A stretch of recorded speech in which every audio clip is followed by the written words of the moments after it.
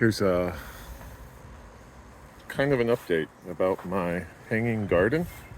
This is my third year doing the hanging garden. The first year, it was a single set of towers, 5 towers hanging off this metal pole.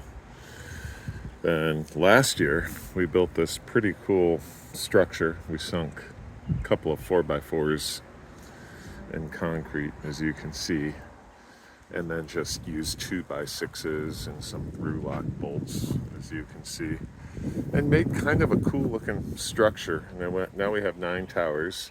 8 of them have 4 pots, and then the middle tower has 3 pots. I'm setting up the irrigation system, so maybe this is going to be interesting for some of you, informative for some, but it's actually kind of a unique system. So what I'm doing, this is the initial step. This is step 1. I'll have the other parts of the video yet to come. But, I'm going to try to do irrigation system with a 12-volt pump and a 1/2-inch irrigation tubing. 1/2-inch irrigation tubing is going to come up, up this and across.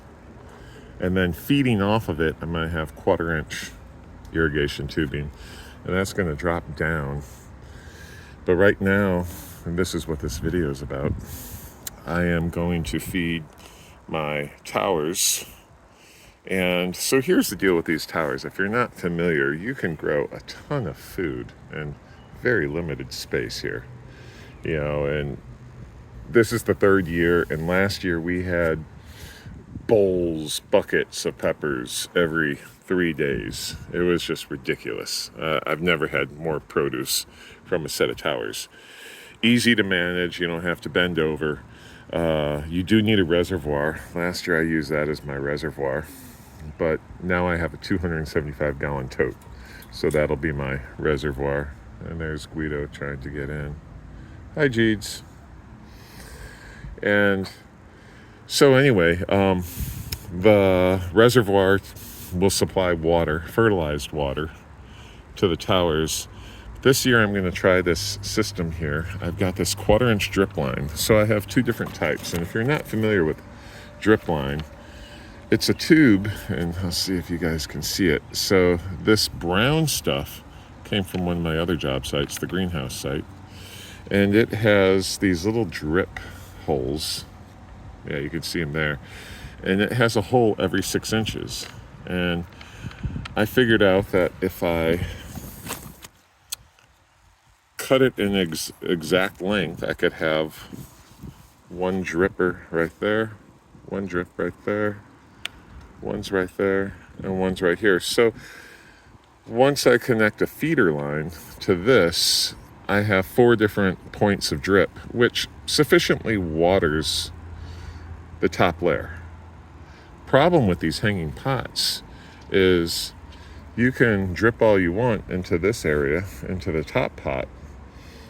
However, once it gets kind of waterlogged, I don't know if you could see the drip hole, but there's a drip hole underneath there.